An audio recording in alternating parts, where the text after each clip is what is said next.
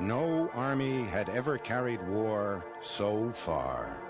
They conquered an empire from the Persian Gulf to the Mediterranean Sea. They despoiled the great city of Babylon and enslaved the tribes of Israel.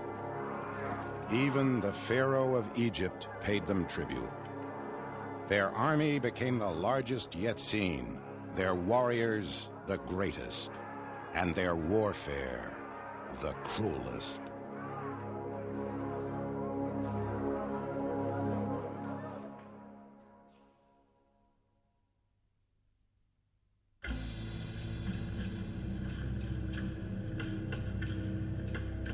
In September of 655 BC, an Assyrian army sets off from its base in southern Iraq.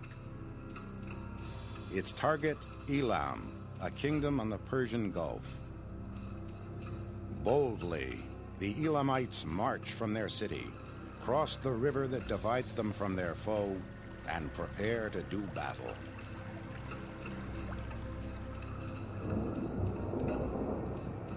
At daybreak, the first Assyrians come into view. Like a storm gathering, thousands of horses and men assemble. The signal for attack is sounded, and the chariots charge.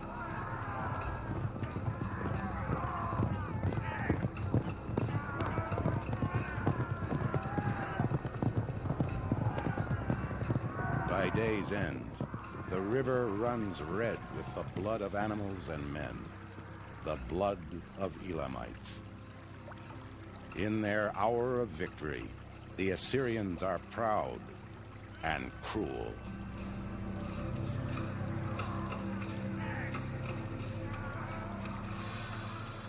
I cut their throats like lambs. I cut off their precious lives as one cuts a string.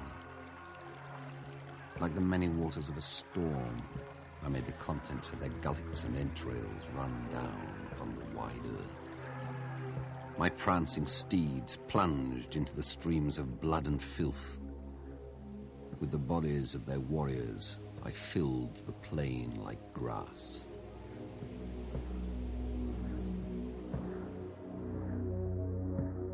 Among the victims, the Elamite king.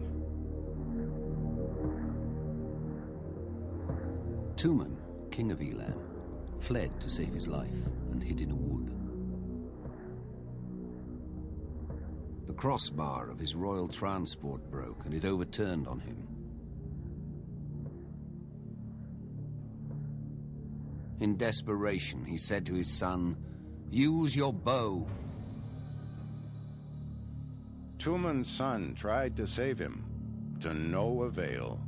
The king was caught and beheaded. The trophy was taken to the Assyrian king, who slashed it and spat on it. Then he hung it on a tree for all to see, while he celebrated his victory with a banquet. Tuman's followers suffered no less. Some were made to grind up the bones of their dead. Others were flayed alive.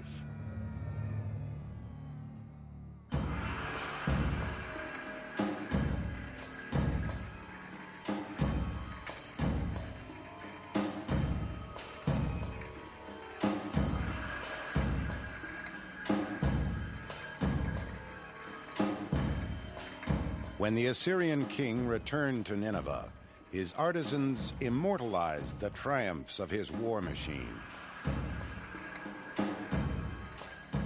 In room after room of his cavernous palace, they glorified his butchery. Men impaled on spikes, eyes put out, heads cut off. To ambassadors from distant realms, the writing on the wall was clear. The great Assyrian army arose from humble origins, a small state surrounding the holy city of Ashur, from which they drew their name.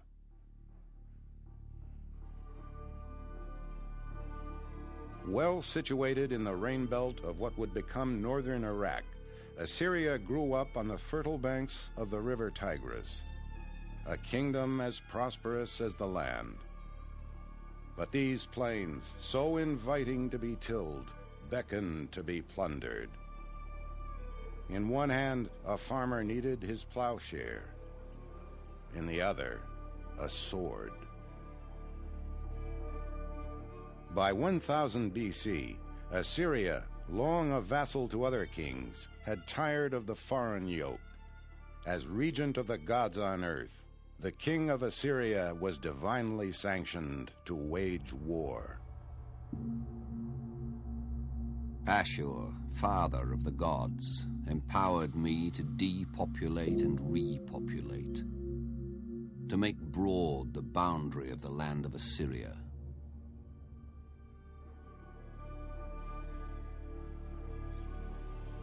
Assyria began to enlarge its borders, but with each change of seasons, the empire withered.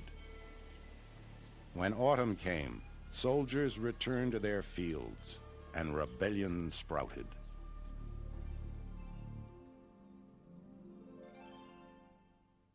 In 745 BC, a new king took the throne and changed history. Tiglath-Pileser III vowed to make Assyria forever strong with a standing army.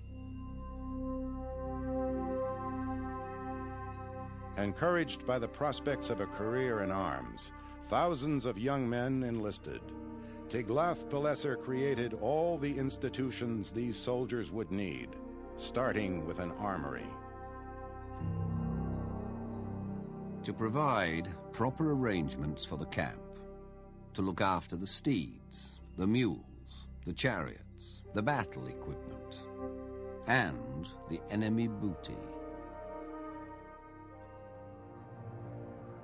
Iron was the backbone of the army.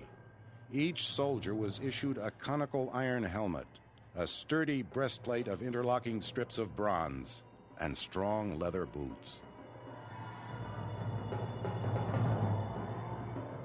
The tallest men served as spear carriers, wielding an iron-tipped lance. When they locked with their foe, they would reach for their dagger. Some soldiers became archers. Some carried no weapon at all. Their role was to protect other warriors.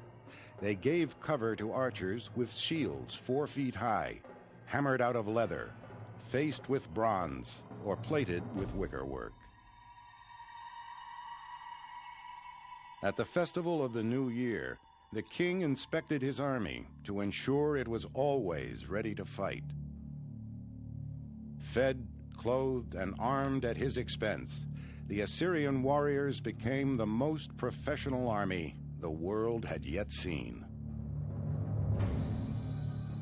Well equipped as they were, the Assyrians sought more: horses for their chariots, iron for weapons,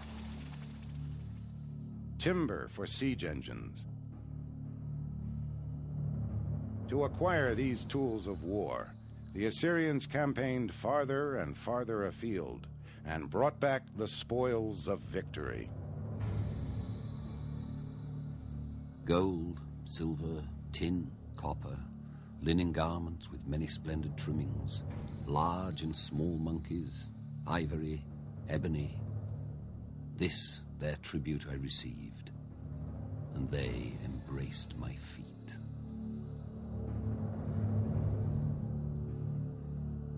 From his throne in Nineveh, the king knew where the peace was kept and where it was broken. Messengers relayed signals from fire towers or wrote dispatches on clay tablets. In 701 BC, the Assyrian king Sennacherib received troubling word from the province of Judah.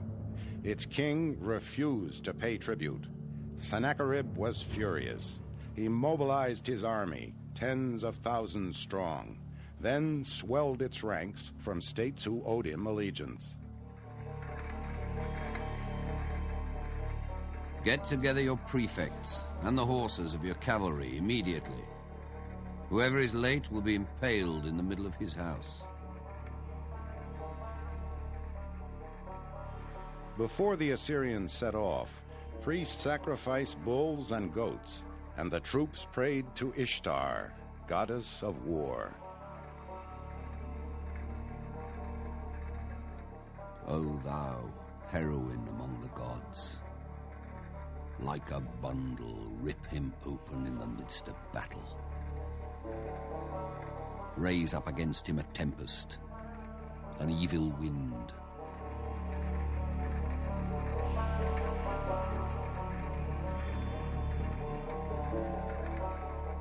At the outset, the Assyrians enjoyed an advantage possessed by few enemies: mobility.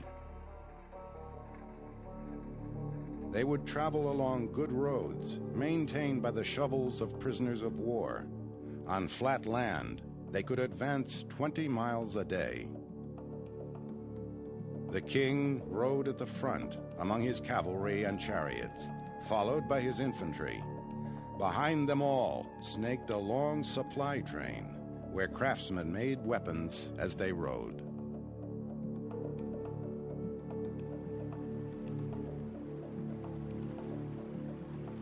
In surmounting natural obstacles, especially rivers, the Assyrians reached new heights of ingenuity. Vehicles were carried in large boats, horses swimming behind, troops crossing on inflated animal skins, shields and weapons strapped to their backs.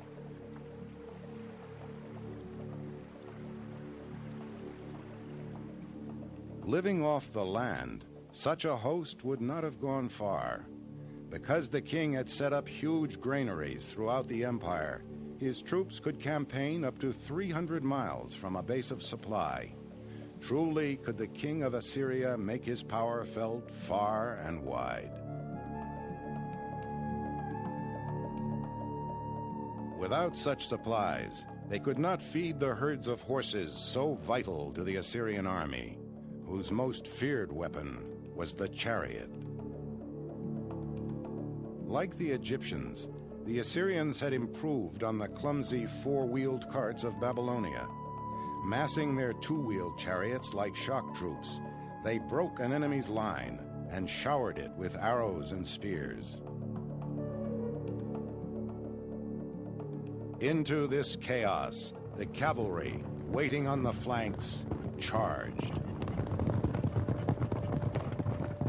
Whoever fled was run down. Whoever remained was picked off by archers and spearmen. But the Assyrians avoided shooting horses. So important were they that the king appointed officials to oversee their capture, mostly taken from northern Iran.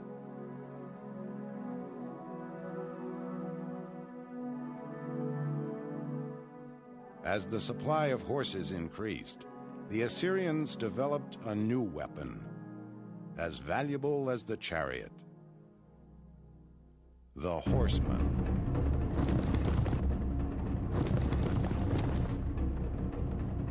At first, he was merely a cheaper version of the charioteer, two men manning two horses. One steered and held a shield, while the other used his bow.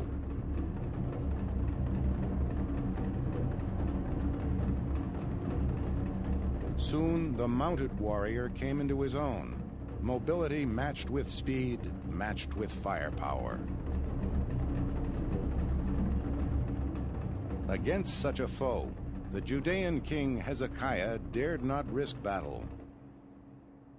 He retreated within his capital, Jerusalem. All over Judah, his subjects fled to their own towns. Their narrow streets overshadowed by high walls up to 20 feet thick. To withstand the siege that would surely come, Hezekiah dug an underground channel to bring water into Jerusalem.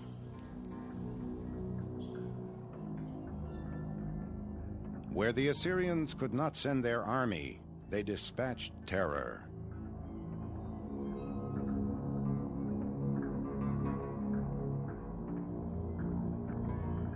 At Jerusalem, a high Assyrian official strode up to the walls. He spoke not to the king and his Jewish commanders in the language of diplomacy, but to the defenders on the battlements in their native Hebrew. I am talking to the people on the wall, who will have to eat their excrement and drink their urine. Hezekiah cannot save you. And do not let him persuade you to rely on the Lord. The Emperor of Assyria commands you to surrender.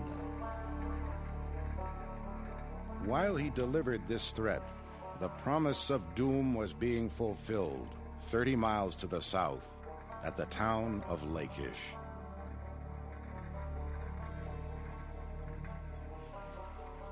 Built astride the trade route to Egypt, Lachish was as strong as it was rich. Behind its steep slopes and high walls, its defenders were confident of holding out.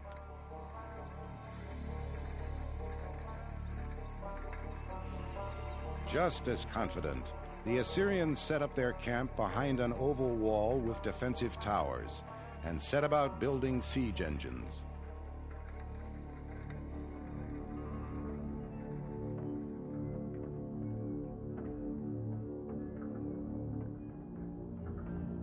The wooden walls would protect the soldiers inside as they manned an iron battering ram.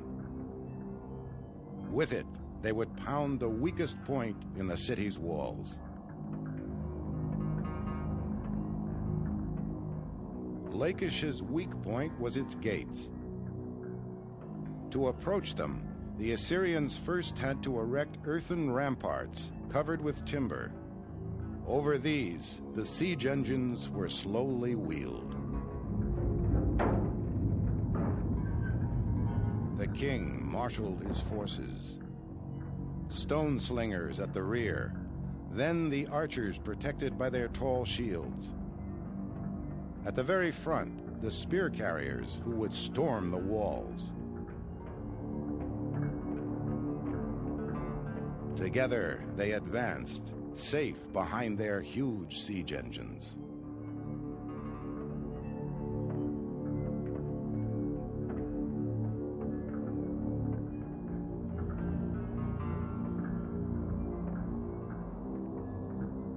The engines themselves, vulnerable to burning arrows, were protected by leather sheaths.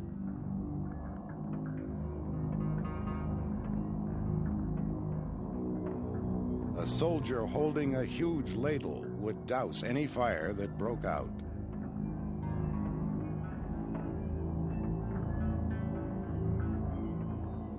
Below, sappers using iron and bronze tools began to undermine the walls.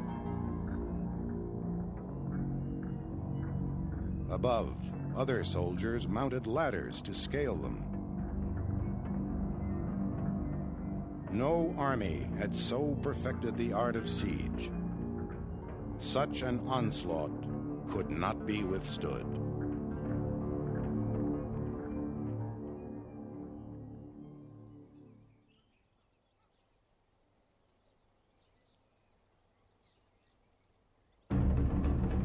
When finally the walls were breached, the Assyrians rushed in, shielded by Ishtar, goddess of war. Thy face shall not turn green, thy feet shall not tire, thy strength shall not fail thee in the heat of battle. Ishtar spoke the truth, but the carnage was unspeakable.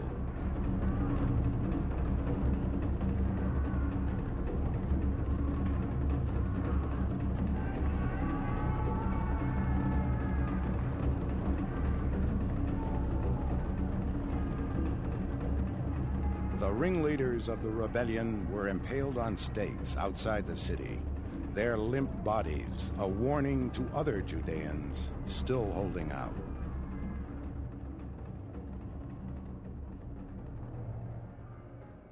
King Sennacherib rewarded his soldiers with their share of quivers, daggers, bows, furniture, and goblets. Not all tasted the fruits of victory.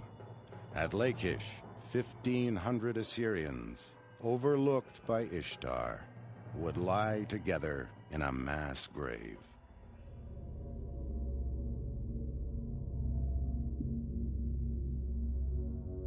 Meanwhile, King Sennacherib made good his losses and counted his spoils.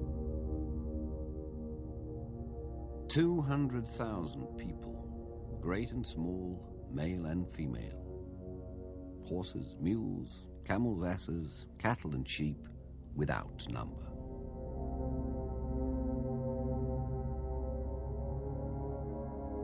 In Judah, as elsewhere, the Assyrians made sure the spirit of the conquered was indeed broken. They uprooted their subjects by the hundreds of thousands and carried them off into bondage in Assyria. The Bible records that in 721 BC, 30,000 inhabitants of Samaria were thus deported. The lost tribes of Israel. As for Hezekiah, the Jew, who did not submit to my yoke, 46 of his strong cities, as well as the small cities in their neighborhood, which were without number, by leveling with battering rams and by bringing up siege engines, I did take.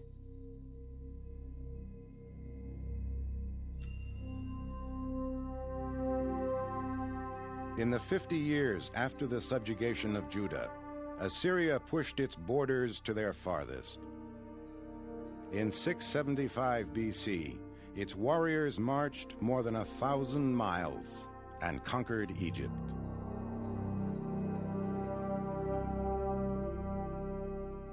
Assyria had reached its most glorious height.